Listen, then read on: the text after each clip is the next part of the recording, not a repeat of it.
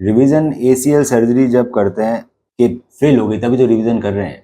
तो फेल नहीं होने के लिए बेटा सबसे पहले कि जो ग्राफ्ट है वो मजबूत होना चाहिए पुरानी सर्जरी से ज्यादा। पुरानी सर्जरी में हैमस्ट्रिंग लिया हुआ गया था, वो लंबा हो गया था। हैमस्ट्रिंग लिया और एंकल के पास है पेरोनिस लॉन्गस, वो दोनों ही लंबे होने के चांसेस रहते हैं। वो अच्छे, वो ग्राफ्ट सही है। मैं भी बहुत लंबे समय तक हैमस्ट्रिंग और पेरोनिस लॉन्गस से एसीएल करा था। अब मैंने बिल्कुल बंद कर दिया। क्यों?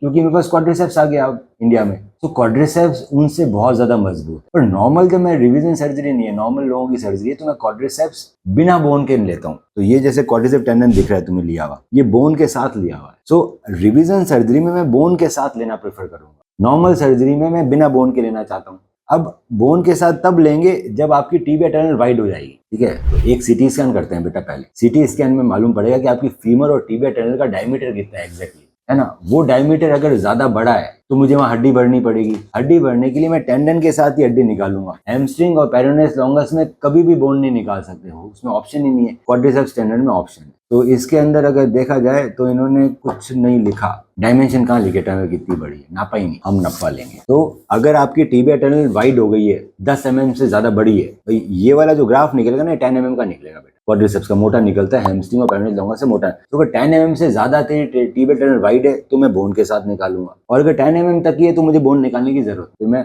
सिर्फ क्वाड्रिसेप टेंडन निकालूं। पर ये टेंडन हमारा ढीला होने के चांसेस कम है, पहली चीज। दूसरी चीज, हम इसमें लगाएंगे, छेद करेंगे छोटा फ्लिप कटर से। तो फ्लिप कटर से छेद करेंगे तो देखो दर्द नहीं होगा, उसके ऊपर तो हड्डी आ जाती है, बाहर तो हड्डी जमी जाती है ना। फ्लिप कटर जब छेद करते हैं तो छेद छोटा होता है, बाहर वाली तो हड्डी तेरी आ चुकी है ना बेटा, बाहर वाली हड्डी आ चुकी है। ये यहाँ पर नीचे छेद छोटा होगा और बाहर वाली तेरी हड्डी आ चुकी है। तीसरी चीज हम अब यूज करेंगे एडजस्टेबल बटन, ऊपर और नीचे दोनों जगह। एडजस्टेबल बटन मतलब ये बटन लगने के बाद अपना आप टाइट होते हैं। ये बटन देख टाइट हो रहा है ना अपना, तो एडजस्टेबल बटन यूज करेंगे। फिर हम इंटरनल ब्रेस लगाएंगे उसको एंकर के थ्रू। अब इंटरनल ब्रेस लगाने से भी तेरे 88% तक फेलियर बचेगा।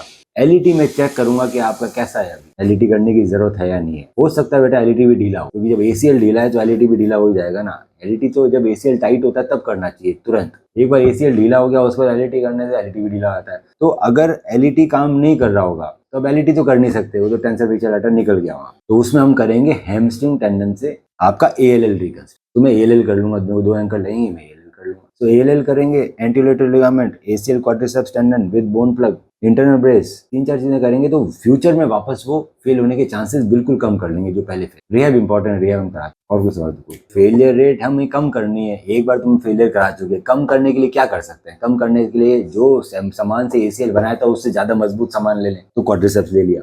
हड्डी कम काटें थोड़ी तो दर्द कम होगा पुरानी सर्जरी की मदद। स्क्रू से बेटर बटन रहते हैं तो दोनों जगह बटन लग जाएंगे, फीमर और टिबिया में। दोनों बटन एडजस्टेबल लगेंगे, अंदर ही ब्रेस लग जाएगा। सो अंदर का ब्रेस तुम्हें 88% तक फेलियर रेट से बचाएगा। फेलियर ही हुआ ना, वही बचाना है तो 88% तक बचाता है ना। री injury and re rupture rate से 88% तक रिडक्शन देता है इंटरनल ब्रेस। एलईटी भी 1/3 3/4 तक रिडक्शन देता है। तो सारी चीजें कर लेंगे तो फेल होने के चांसेस कम हो जाएंगे बेटा। इसके अंदर आप पहले दिन से वजन देके चल सकते हो, पैर बैंड कर सकते हो, बाहर ब्रेस लगाने की जरूरत नहीं, अंदर ही ब्रेस लगा हुआ है। तो 15 डेज में नॉर्मल वॉकिंग आती है, 3 मंथ में रनिंग आती है 6 महीने की जगह। 3 महीने में लेट रिहैब चालू होता है, तो 6 महीने में हम गेम खेल सकते हैं। नॉर्मल चलने फिरने में 15 दिन से 1 महीने ही लगता है। पेन बहुत कम होगा, बेंडिंग अगले दिन से आ जाएगी, ब्रेस और वॉकर की जरूरत ही नहीं है।